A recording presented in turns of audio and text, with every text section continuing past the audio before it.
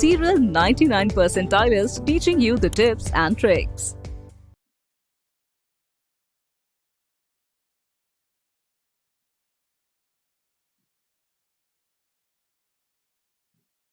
Good noon, all of you.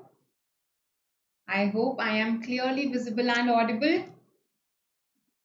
Right, so I welcome you all to this session on most important idioms for MAH CET.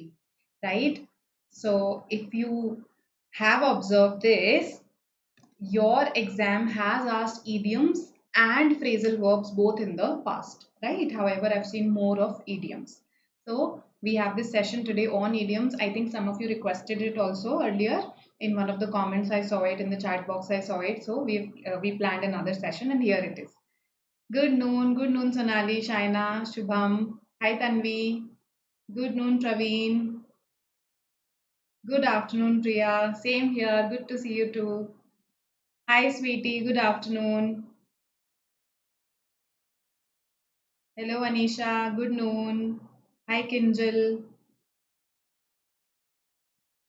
Good afternoon, Pranit. Hello, Radhika. Hi, Mamta. Good afternoon. Right. So, idioms, they are a part of your vocabulary, right?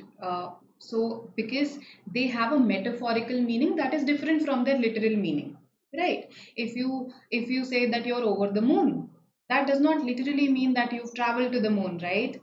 It has a metaphorical meaning. It has a meaning other than its literal meaning. That is why it's called an idiom. And they become popular because a lot of people start using it in a particular sense. So that is how, through usage, it becomes popular, right? Good afternoon, Akshata, Mahima, Shweta, Sanil. Hi, Lata. Hi, Anuja. Give me some idioms that are your favorites. Yes. Let's make the chat box alive with idioms. Hi Vicky, good noon. You couldn't catch the session yesterday. I saw your comment. Hello Shruti, good afternoon. Hello imbecile. Why such a name? Good noon, Harry.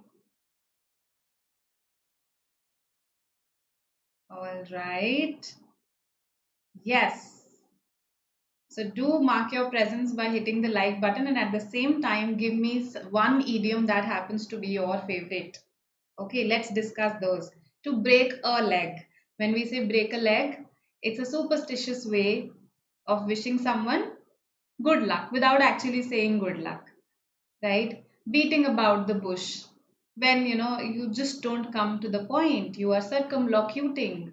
That is when you beat about the bush. A close shave with something. That means you have a very close experience with it. For instance, if I say he had a close shave with death, probably he had a fatal accident, right? An accident that could have proven to be fatal for him, right? To burn the midnight oil. Yes, Mahima, something that some of you may need to do if you don't study consistently. Otherwise, for your entrance exams, you don't really need to burn the midnight oil, right? If you are consistent, if you study for some hours every day, that suffices. When it rains like cats and dogs. So I think in Mumbai these days that's happening. It's raining like cats and dogs. Yes. So all the Mumbai people can identify. Okay, to hold your horses. When I tell you, be patient. Hold your horses. So I'm just asking you to wait a little, to be patient. Went like a tracer bullet. Okay, Praveen, please explain this. If something goes like a tracer bullet, yes, what kind of bullet is it? To go like a tracer bullet. What is the origin of this idiom? We need to know. That went like a tracer bullet. Yes. So, this is not a very standard idiom like a tracer bullet, but it's used in sports. Yes, it's used in sports. I think some of you may have heard it in commentaries. So you have to tell me what it means.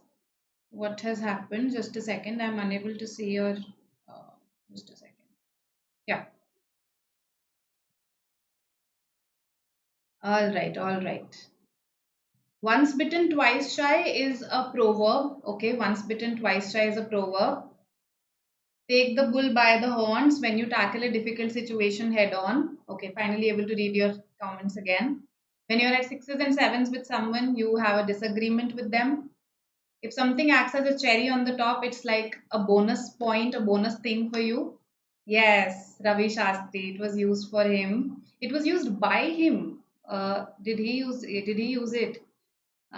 He said it. Yes, he said it. Right. That's what I can see in various articles. He's the one who made this comment. To get your act together, yes, to basically get organized, yes, and ultimately start doing what you wanted to do, but probably had not been doing it, right? To strain every nerve, yes, that's when you're putting a lot of pressure on yourself. A greenhorn, yes. What does a greenhorn mean? A greenhorn, a greenhorn. Who is a greenhorn? Tell me. Somebody who is a novice. Remember, we did some synonyms related to this: novice, tyro, fledgling. Then we also use the negative term callow, right?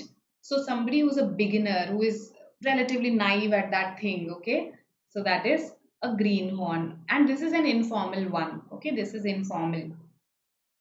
All right. Okay, I've got a lot of idioms. Good, good, good, good, good. All right. I've got a lot of them. So, let's begin with some questions, right? And your homework is that if you do not know the meanings of any of these idioms that have been mentioned in the chat box over the last 5 minutes, you will find out the meaning. Okay? I think for each of you that would be different. So, if you do not know the meaning of any of these, find it out. Right now, we will begin with some questions, okay?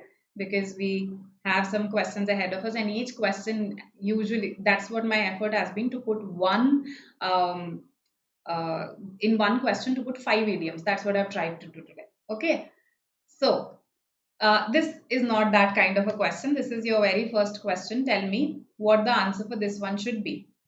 Give me the correct meaning of this idiom. Oily tongued.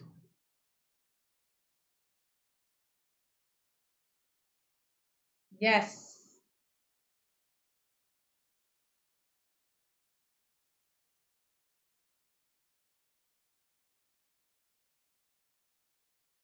Tell me, tell me.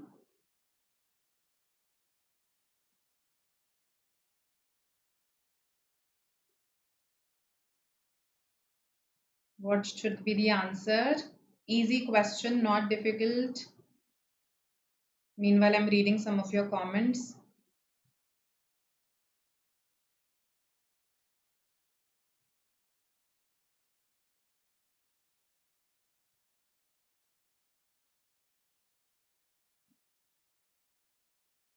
Jack of all trades, master of none. That is the proverb. He is a jack of all trades, master of none. Okay. To call a spade a spade. All right. I'm reading some of your comments right now. Good. So I've got your answers also. E, D. All right. So we are confused between D and E, it seems. I have not got any other options. Right. Okay. So to spill other secrets, that does not mean that you are oily tongued. See, oily tongued. You're slick, you're a slick talker, right? You're a smooth talker. You say words that are flattering, but they're not sincere. That's when you are oily tongued. Okay. So you could be sycophantic. You could be sycophantic, wherein you say words, flattering words, just to gain some favor, right? A sycophant is a chamcha. In Hindi, we call it chamcha, in case some of you understand it, right? So, oily tongued is when you engage in flattery, when you are ingratiating, trying to please the other person, but you are insincere at the same time. Okay. So our answer is D, Delhi. This was a relatively simple question. What is gourmet? There is a word gourmet here, enjoying gourmet food. So, what kind of food is gourmet food? And when is a person called a gourmet? We've discussed this. Yes, maska lagana, buttering someone up. Correct, correct, Vicky, Tanvi, Mahima.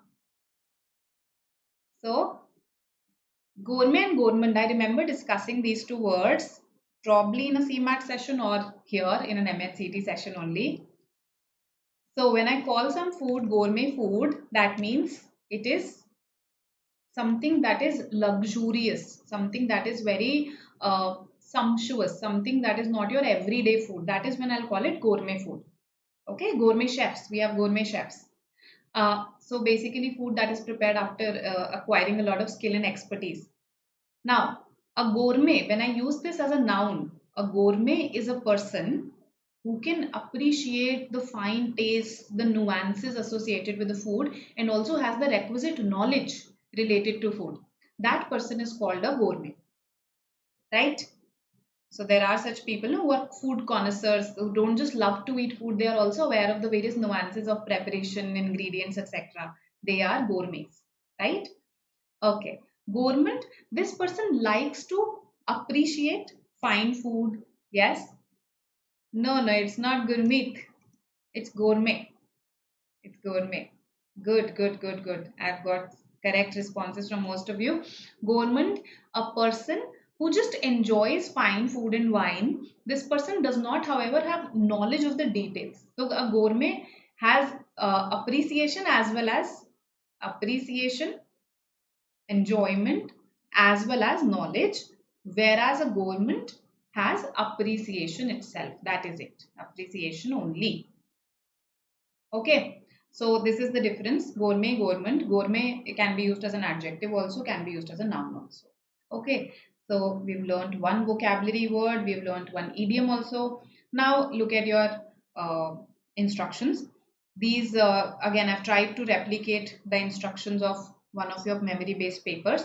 However, idioms can also be asked as fill in the blank. So we also have some fill in the blank questions later on, right? In each of the following questions, a statement has been given with highlighted text.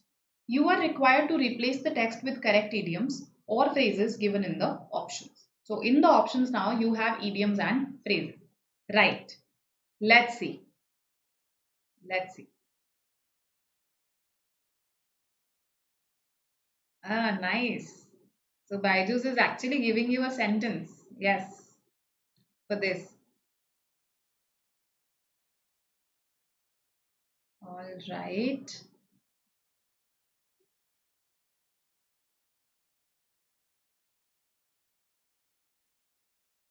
Same here, Kashish.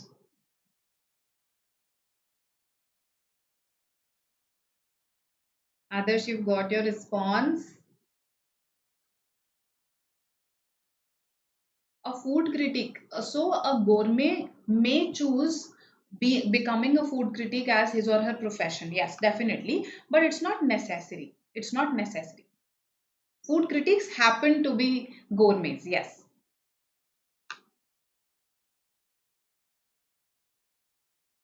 All right. I have got C in the answers. A, C, D. All right. I want the chat box to buzz a little more responses. Okay. All right. So C, okay, B, A, D. Pretty much everything I've got. I've also got E. All right, all right. So let's have a look. The court's judgment serves as a very mild punishment. When something is a very mild punishment for something, it is called a slap on the wrist. C is the answer. Good. Quite a few of you said C. Great. Okay. So C is our answer. All right. A slap on the wrist. Now, what is a shot in the arm? What is a shot in the arm? Yes. If I say this timely policy serves as a shot in the arm,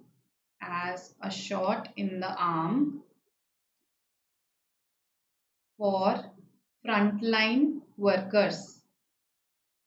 Let's say some policy for frontline workers has been instituted, and I'm saying that this timely policy serves as a shot in the arm for them.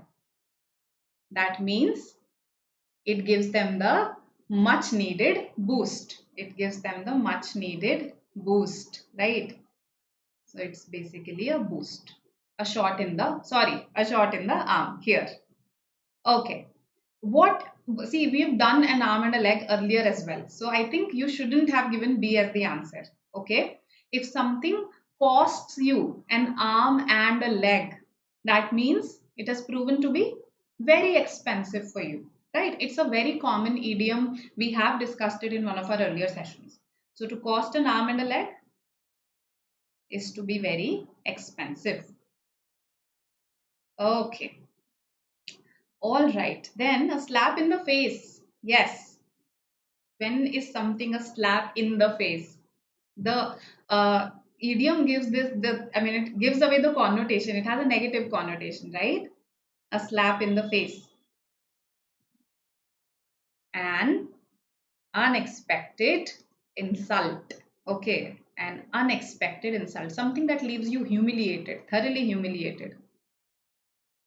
Okay. An unexpected insult. Something that makes you feel the ignominy of the whole thing, right? Ignominy is this humiliation, public humiliation, particularly affront, insult. Absolutely, absolutely. Okay, so yes, like a jab, Vicky. That was correct for shot in the arm. Just read your comment. All right, all right. So now a slap in the face is clear. A slap on the back. If you slap someone on the back, you don't really intend to hit them. Okay.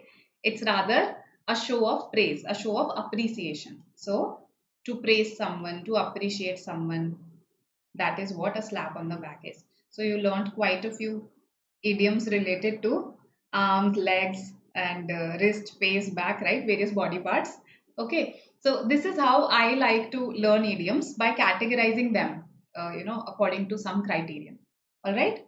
So here, this is the answer: a slap on the wrist. If someone slaps you on the wrist, it doesn't really, sting. So that's why C. Now, coming to our next one. Before we knew it, the two brothers started quarreling aggressively. Yes.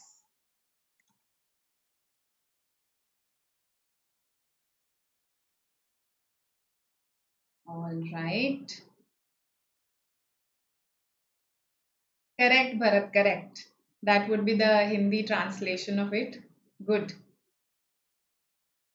Idioms, I don't know. I find idioms more fun in Hindi. But then, of course, we're learning English. So.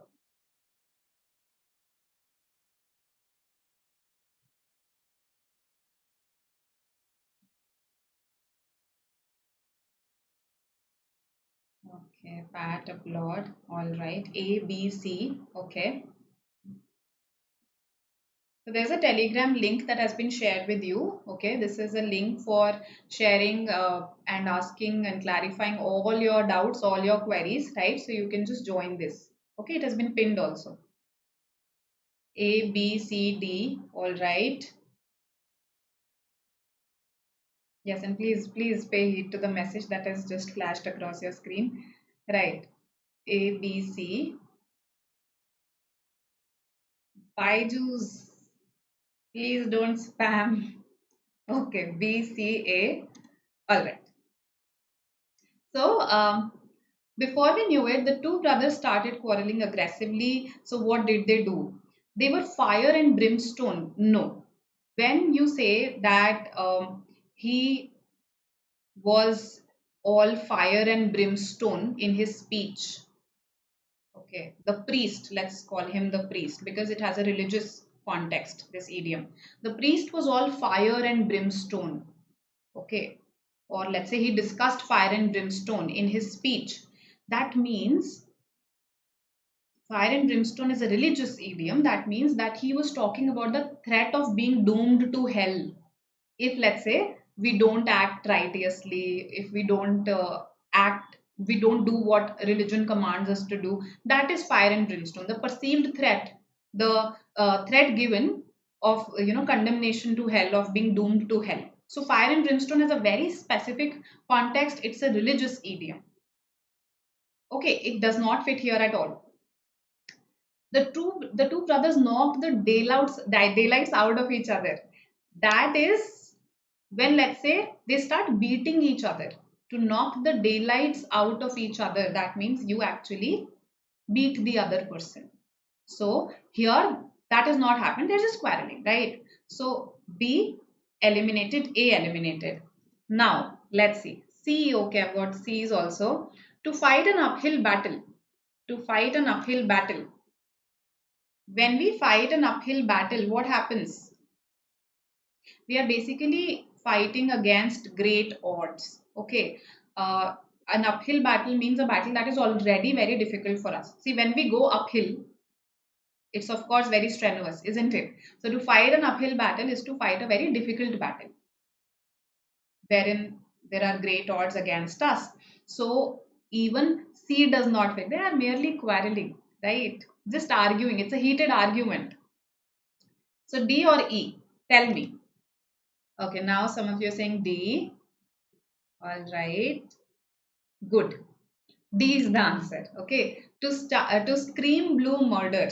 To scream blue murder. To scream blue murder. That isn't actually related to murder. It simply means that you have some sort of a disagreement with the other person, and then both of you are really shouting and quarreling. Yes, that's the word, right? So that is when you scream blue murder. It is not about murder. Okay, not literally related to murder. So D is the answer here. And that is why learning idioms is important, because if you do not know the meaning of screaming blue murder, you would probably just look at the word murder and reject it, right? So this is the answer here. To let off steam is just to give a vent to your feelings, to get rid of various negative feelings, emotions, etc. That is to let off steam, to relax, right? So that's not the best fit here. Okay. So, okay, Anisha already said D. All right. Great, great, great. Good, those who said D. So our effort is to learn a number of idioms through each question. Let's have a look at this one. Let's see what you say.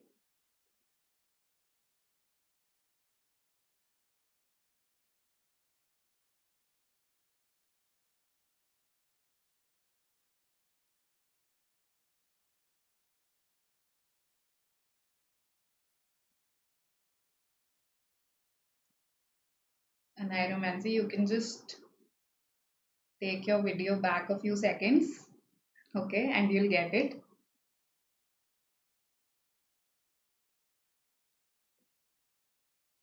Okay, Rushi has answered the fastest. That's what she's saying. All right. Rushi, for which question? D, C, E. Okay. That's what I've got so far.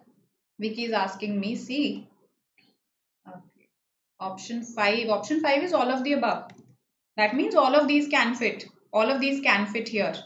That is option 5. Okay. C, E. All right. You can also follow us on Instagram. We have started posting a lot of GK stuff recently. Okay, static GK, current affairs, both the things. So in case you're targeting exams that have GK as an important element, then definitely you should follow this. A, E, C, all right. Okay, let's discuss. Right, right. Okay, for the last question, option E was to let off steam. To let off steam, that simply means to give a vent to your feelings, to get rid of, let's say, any negative feelings that you have by doing something that, makes you relax. That is to let off steam. So let's say it could just be a ranting session with your friend. Okay, you are just ranting about all the negative things in your life, and that could be your way of letting off steam. You could go to a spa. That could be your way of letting off steam, right? So that's the meaning. And the answer here is all of the above. All of the above fit. Okay. When you face two highly pleasant alternatives, English has a lot of idioms for that. Apparently, a lot of people must be facing this, two unpleasant alternatives.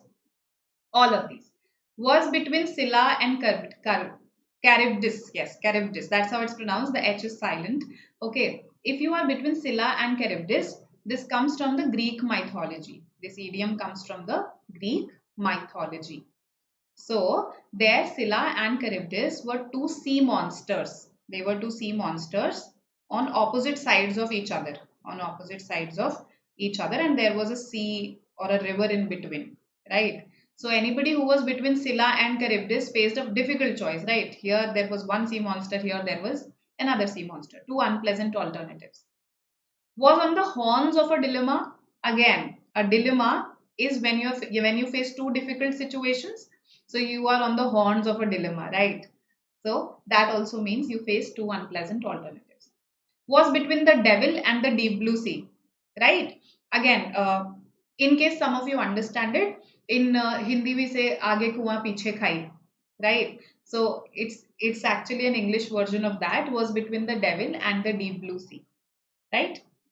Then D was between a rock and a hard place. Okay, so on one side there is a rock. Of course, the rock is going to be hard, right? And on the other side there is a hard place. So again, two difficult choices between two difficult alternatives. So both, I mean, all of these fit here. All of these fit here. Yes, right, Vicky. Absolutely, absolutely. Okay, correct, correct, correct. Now, let's have a look at this. She did not leave any of her stuff behind when she moved house. She did not leave any of her stuff behind when she moved house.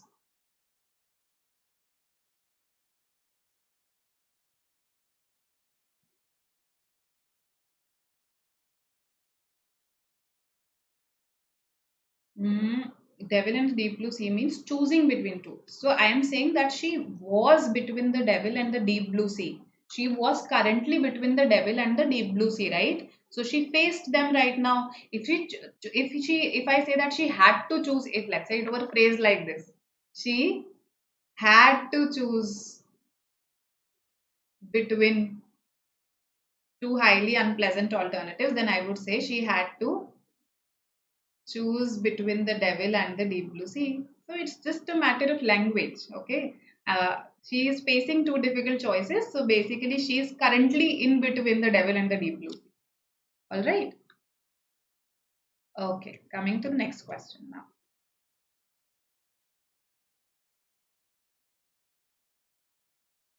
Okay. So Abhijit, that also means the same, being stuck between two alternatives, two difficult alternatives. All right. C, B, C. Okay. Okay. All right.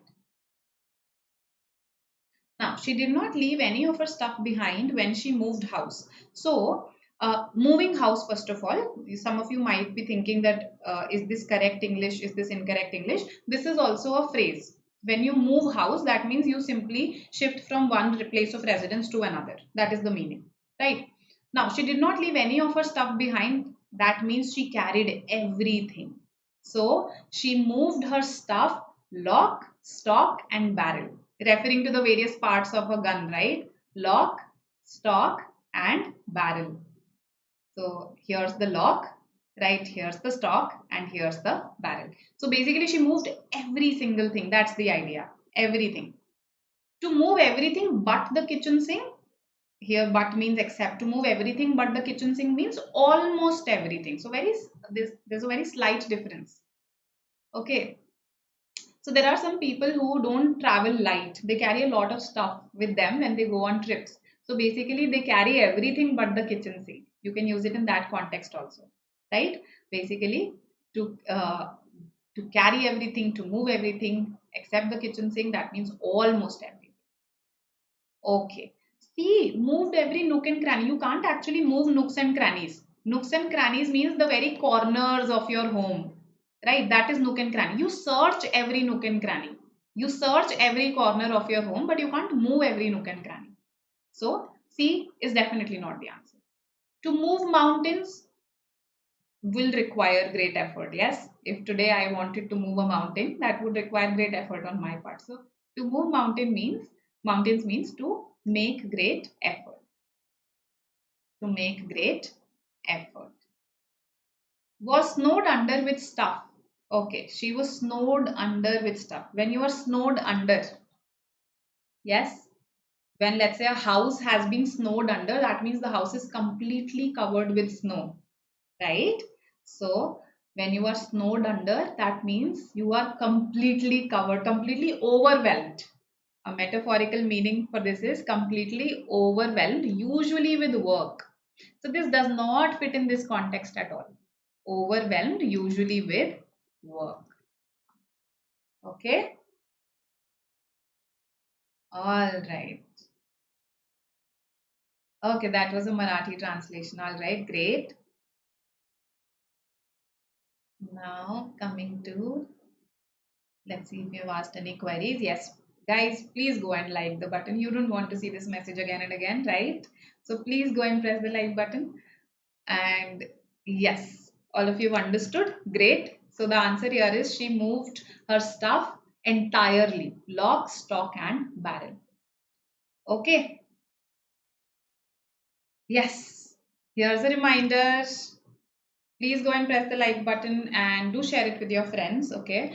In case you want me to cover anything that has not been covered so far in your opinion, then you can always comment in the comment section. Okay. And I hope you've subscribed to the channel. That just goes without saying.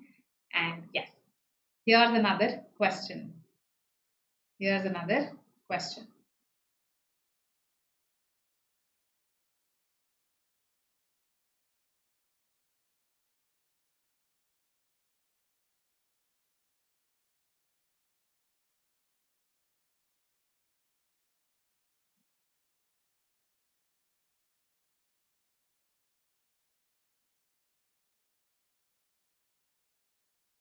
Yes, please listen to Tanvi. Okay.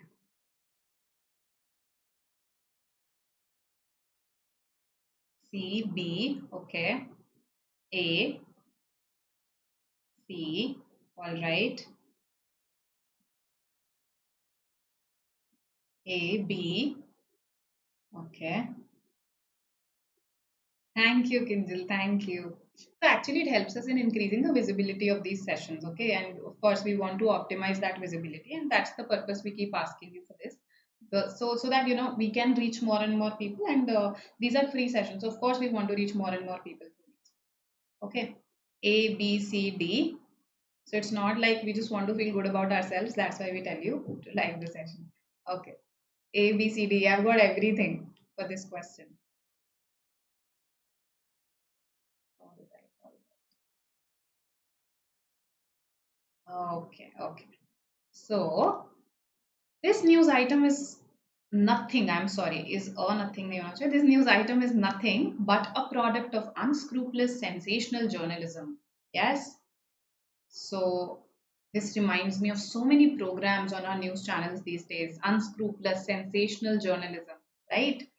So, hot off the press does not match this. If something is hot off the press, when a newspaper is actually freshly printed, it is hot when it comes out of that machine, right? So, hot off the press is freshly printed, recently printed, or published. That's the idea. Yellow press, yellow press or yellow journalism is the idiom that we are looking for.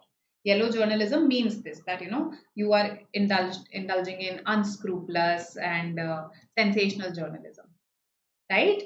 So that is yellow press. What is full court press? This is a sports idiom. Some of you must know this. Full court press. Yes. Let's say you are a team and your coach tells you to go full court press on the opponent. What is the coach telling you? Basically, it's this aggressive tactic, wherein you, as a team, you don't just cover your opponents, let's say in a restricted area, you cover them throughout the court. That is called full court press. And in a metaphorical sense, in the sense of the idiom, it is used to mean that, you are going all out in an offensive attack. That is called going full court press. All right. He launched a full court press on his political opponent, let's say. So basically, he surrounded him with allegations everywhere. That is the idea. Okay, so full court press does not fit here. Hot of the press does not fit here. Good press means good publicity. Bad press means bad publicity. So normally, companies talk about it. Oh, this is good press. No, no, this is bad press for us. This is bad publicity for us. Right? Yes, blitzkrieg. Blitzkrieg. Blitzkrieg. Okay, I hope this I comes before E here as well. This rule that in quite a few words the I comes before E, but there are so many exceptions to it that I am always wary of believing this rule. Okay, so blitzkrieg, I hope all of you know what blitzkrieg is. Of course, in a general sense it's an all-out attack, but from where does the term come, what is the history, right? I want you to find out about it. Probably watch a documentary or two related to it, right? Okay. Yes, 70 minute है तुम्हारे पास.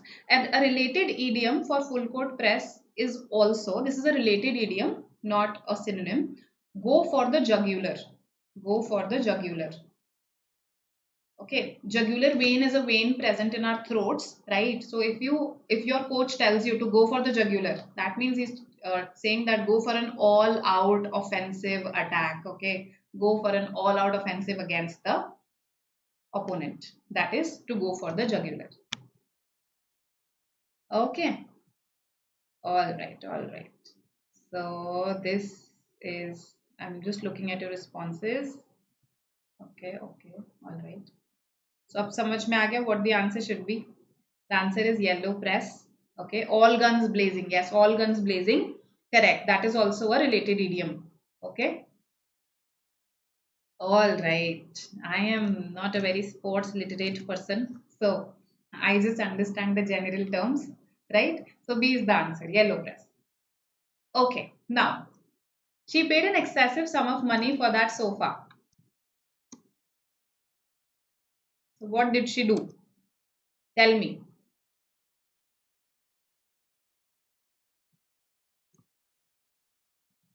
What did she do if she paid an excessive sum of money? It definitely cost her an arm and a leg. That is the case. But out of these options, which one fits?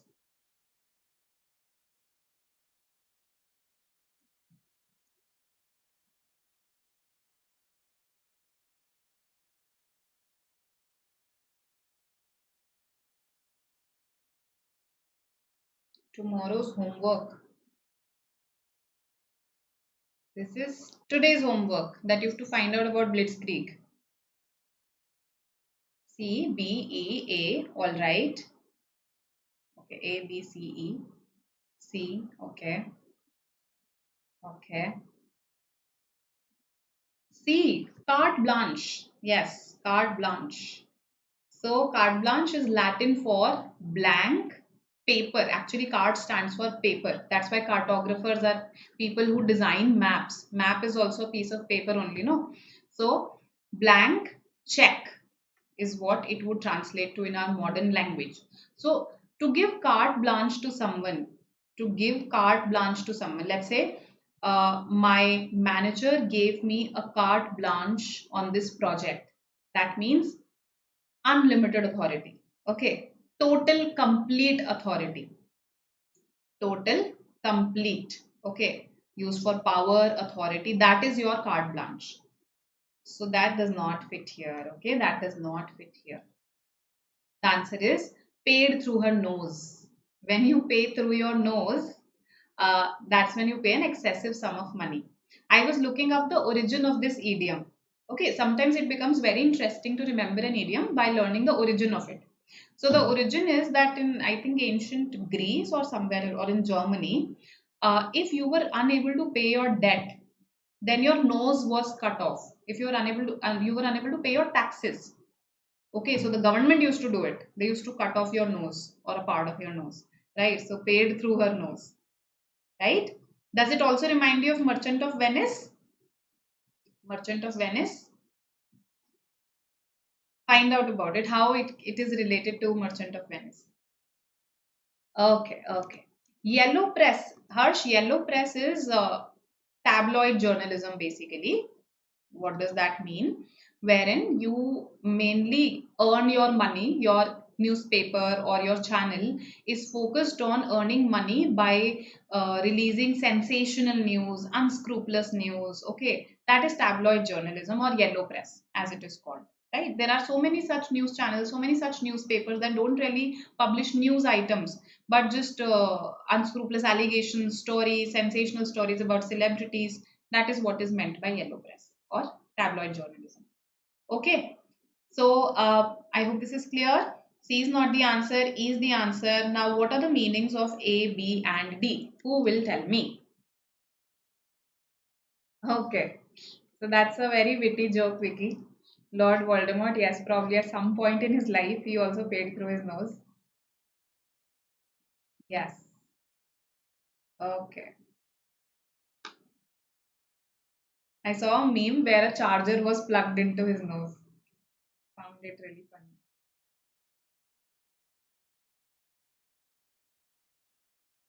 I absolutely understand, Praveen. Right. He refused to pay the money. That's why he had to do all the pivoting. Yes, Shurpnakha. She also paid through her nose. Correct, correct. In a way, she paid for her actions. She paid for her actions. A, B, D. Yes. To cough up the money for something. When you are made to cough up your money, you don't want to give it. Okay. So, when you have to cough up money, sometimes, we have to cough up money for charitable causes just because, let's say, the society demands us to, right? So, when we give money reluctantly, to give money reluctantly. So let's say I don't identify with a charitable cause, but because everybody around me is paying for it, okay, or let's say it's a culture in my family to pay for it, I'll have to cough up my money. That is called, I mean, giving money reluctantly. That is called cuffing up money. Did not see the color of her money. Okay, let's say you make a deal with someone where they have to pay you, and you don't see the color of their money before making that deal. That means you do not ensure whether they actually have sufficient money to pay you or not. Right. So it's not about the nature of money, it's about having sufficient money. It's about the quantity of money, amount of money, right? Amount of money. So that is what is called seeing or not seeing the color of someone's money. Right?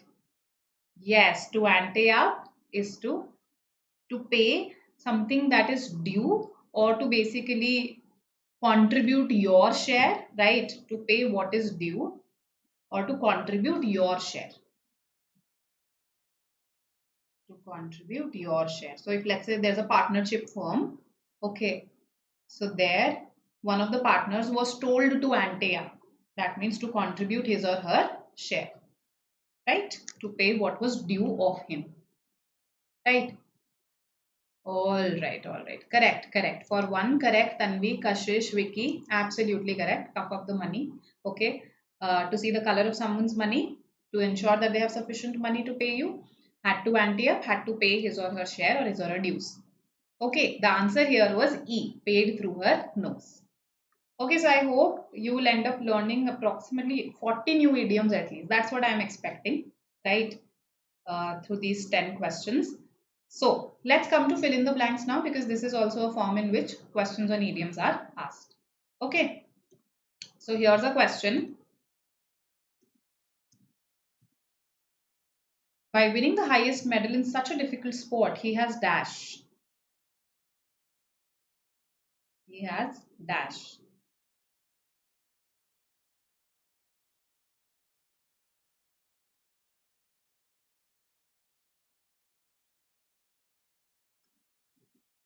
Let's see.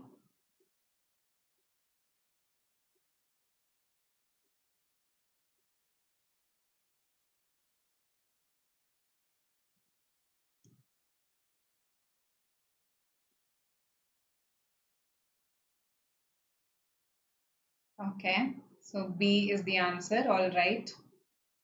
A, B, C, D. Okay. B. Okay. A. All right. So getting very diverse responses for this one. This should be a new idiom for you.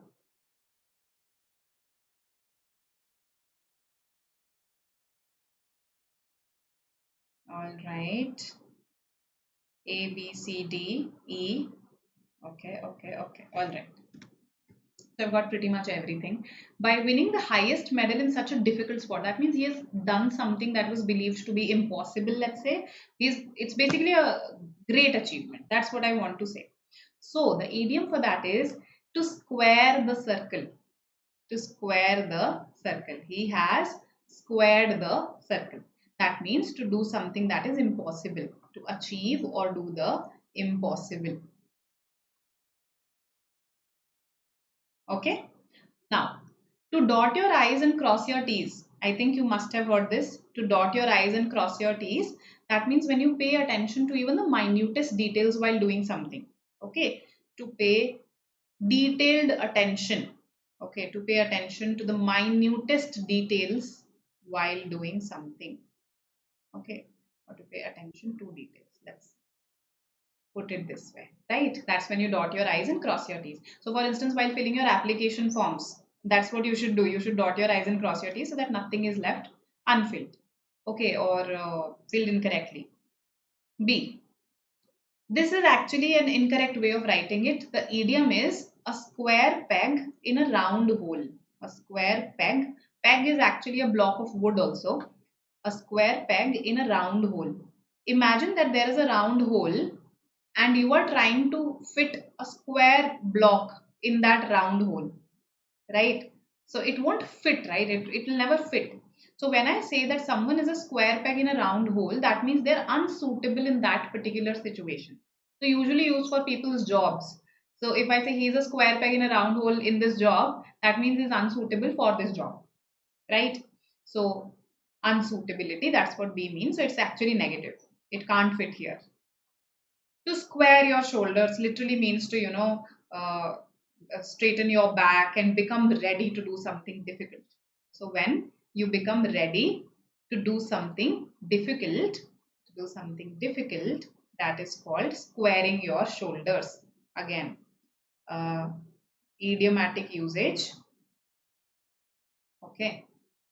And to square it with someone, let's say.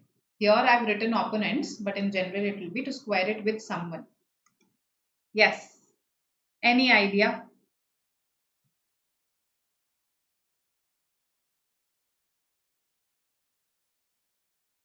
Yes, Trishti. Good, good. Correct usage of carte blanche. Okay. All right. I and T. Basically, dotting your I's. An I needs a dot and a T needs to be crossed. That's why I's and T's have been used there, right? To dot all your I's and because when we write fast, when we're writing fast, a lot of times people forget to cross, dot their I's. They just, write it like this. So that's what it means to dot your I's and cross your T's. Okay. All right. Then to square it with your opponents, to square it with someone is actually to settle your disagreements, okay, with them, or to gain their approval. To settle disagreements or to gain their approval. For instance, let's say you want to go on a trip, but of course you need a permission from your parents. So you tell your friend, I'll come on the trip if I square it with my parents.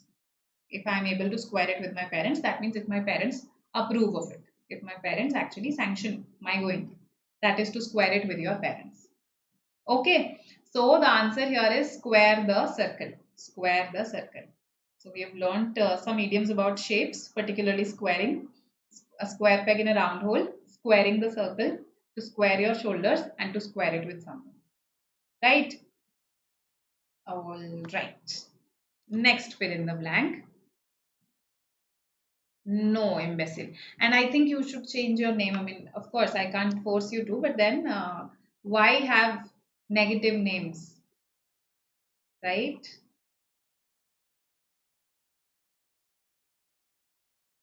Okay, let's see this one.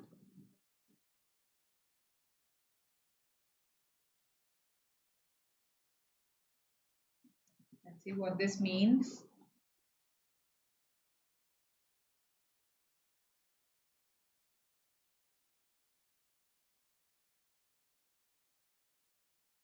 Okay. CE. All right.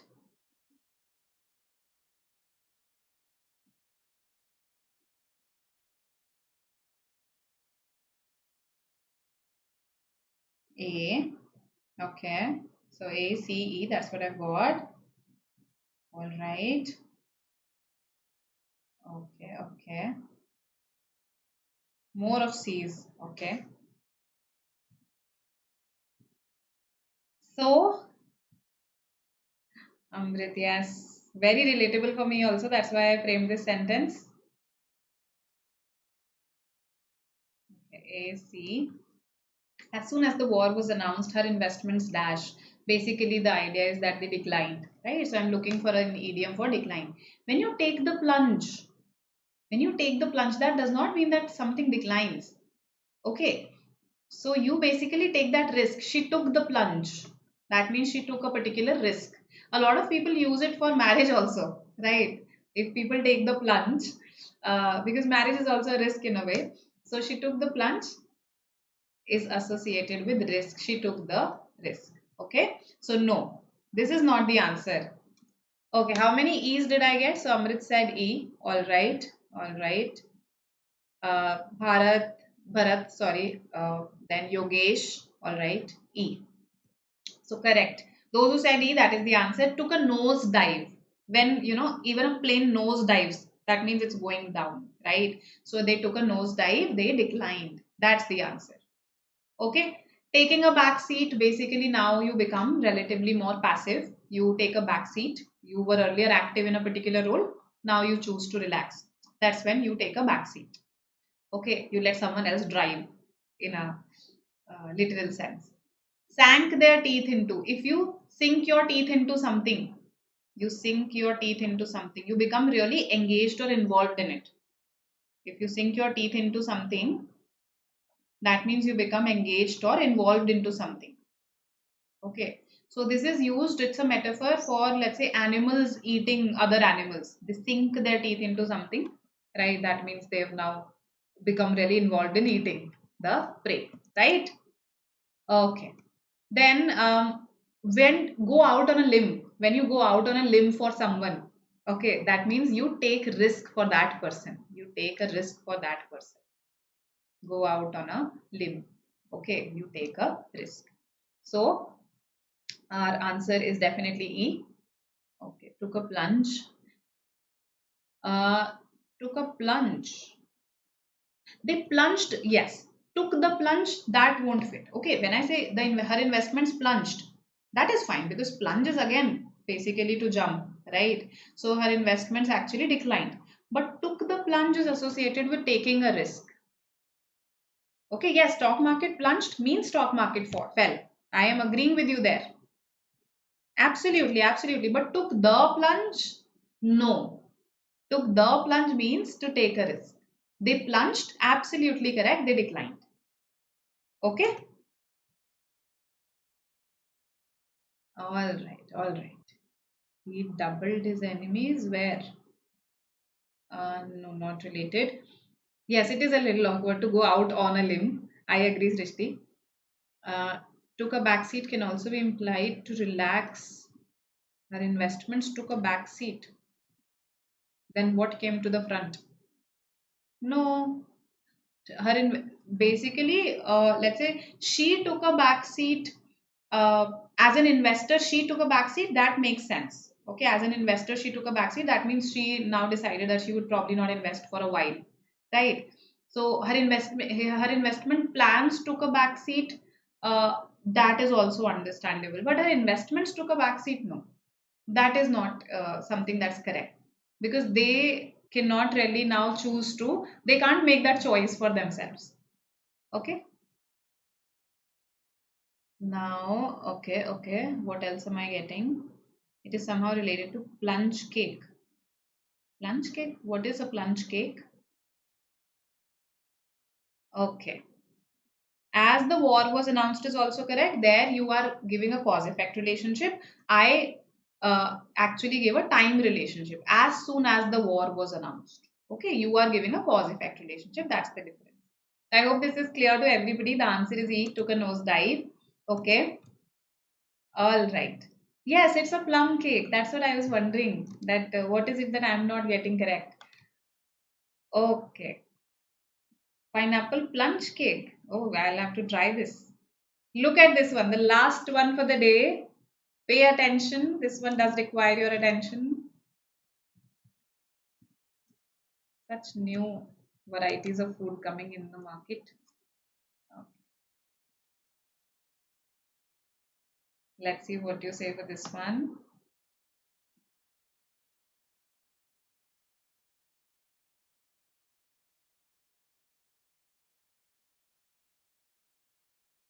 All right.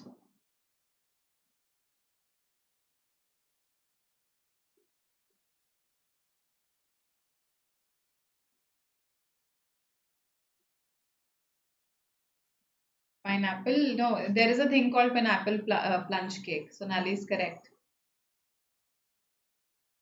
Okay.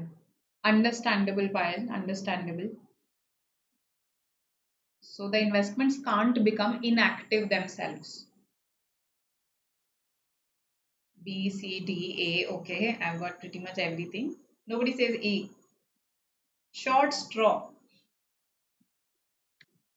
So straw here does not mean the straw from which we drink something. Okay. It's basically that hair of a fodder.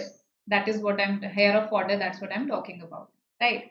So good that nobody said E is not the answer. To draw a short straw, that is the idiom. Okay, this is not even the complete idiom.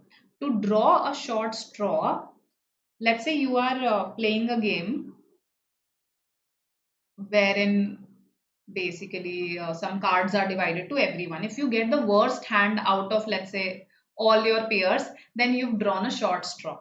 Similarly, in a lottery, if you've got the most distant number, you've drawn a short straw. So to get the worst in a selection, that is to draw a short straw. So this definitely does not fit here. Okay. Now, straw in the wind. If I say that this uh, is a straw in the wind, a particular action, let's say a particular action by the RBI, so they decrease the interest rates. And I say that this is a straw in the wind. That means it's an indicator of the things that are about to happen in the future. It's an indicator of the things that are about to happen in the future, a sort of an omen. That is a straw in the wind. So that also does not fit here. Now, to make bricks without straw, that is the idiom, to make bricks without straw. Let's say you submit a report or you try to make a report for which you don't have adequate data. That is when you're trying to make bricks without straw, right? You are trying to do something without the necessary materials. That's the idea, to make bricks without straw. Does not fit. Now, out of these two, a straw man or the last straw? A straw man or the last straw? Yes, yes. So, what should be the answer? What should be the answer? Last straw or straw man? If I say that was the last straw, that was the last straw. So, the full idiom goes like this: the last straw that broke the camel's back. But usually people just say the last straw that broke the camel's back. So let's say there is a camel that has been burdened with a lot of goods, right? A lot of fodder also, let's say. Now you are trying to overburden him. So you place one last thing on its back, right? But the camel is not able to bear it, okay, and the camel just falls. So we say that this was the last straw that broke the camel's back. That means the final thing in a series of unpleasant events that brings the collapse of something. That is the last straw, right? So the final event in a series of unpleasant events that brings about the collapse of something. The answer therefore is option A. Option A. Okay. Okay. So A is the answer. A is the answer. A straw man. A scarecrow is called a straw man. A scarecrow, right? Constructed usually out of straws only, if you see. So a straw man is just it's something that's not real. It's just meant to scare, right? That's the idea. So a straw man argument is that sort of an argument that is very easy to refute. That is very easy to refute. Okay, this term is very relevant in politics, even in debating, of course. Let's say you are a famous personality, let's say a politician, just for the sake of example, and you go to a talk show where there is a debate on something. Okay, now a number of debaters are coming there. You want to look good. Okay, you want your image to look good in the talk show. You want to come out as a good debater. You want to gain support for your argument. So, what you do is you plant a fake debater. You plant a fake debater who is going to make some really weak arguments that you are going to refute very easily. Okay, so this person is a straw man. So, a straw man is a very weak argument that is planted solely for the purpose of being refuted. And I find this term really interesting. I wanted to discuss it with you, right? Yes, it is in the advanced level of vocabulary builder, straw man. Correct. Okay. Okay, Kashish, all right. So I hope now this is clear to you what a straw man is, right? The last straw that broke the camel's back, to make bricks without straw, a straw in the wind that indicates where the wind is about to blow, and draw a short straw, that means to draw the worst out of the selection. So these were a few idioms that we discussed today, right? So I hope you will remember them. Please do revise them. Very important. Revision is very important for vocabulary. Find out what Blitzkrieg was in a historical context, right? And I hope this added to your pool of idioms. I will see you tomorrow with another session. And tomorrow we are going to discuss some vocabulary, but the focus will be particularly on MAH CET. So I'll be picking up question types that I have seen in your previous year papers. Okay, some of them are unique. So we are going to discuss those. Right? At loggerheads, again, when you are in a heated disagreement with someone, that's when you are at loggerheads with them. Right? Yes, absolutely, Abhijit. Correct. Good usage. Correct usage. This last slide, yes. So the last slide talked about a straw man argument. Okay, a straw man argument is a weak argument that has been planted in a debate solely for the purpose of being refuted. Then we talked about the last straw, the final event that actually brings about a collapse of something. To make bricks without straw, to build something or to create something, to try to do something without the necessary materials. Straw in the wind, something that indicates what is going to happen. To draw a short straw, it means to basically draw the worst thing in a particular selection. That is to draw a short straw. Right? So I hope you enjoyed this session. Welcome all of you. Right? I hope you've met our unstoppables. Yes. Prathmesh, Ashish, and Vishwanath. They made it to the top IIMs. You can too, in case you're targeting them. And this is our batch for that purpose, right? You can talk to our counselors for details. And this is how we can stay connected. You can join our Instagram handle as well. Okay, follow it. Welcome. Yes, tomorrow again at 12. We meet from Tuesday to Saturday at 12 p.m. They are dedicated to VARC, okay? So you can note this down and I'll see you tomorrow. Okay. Same to you, same to all of you. Welcome. Thank you, Vicky. I'll see you tomorrow and you also have a good day. Take care. Bye.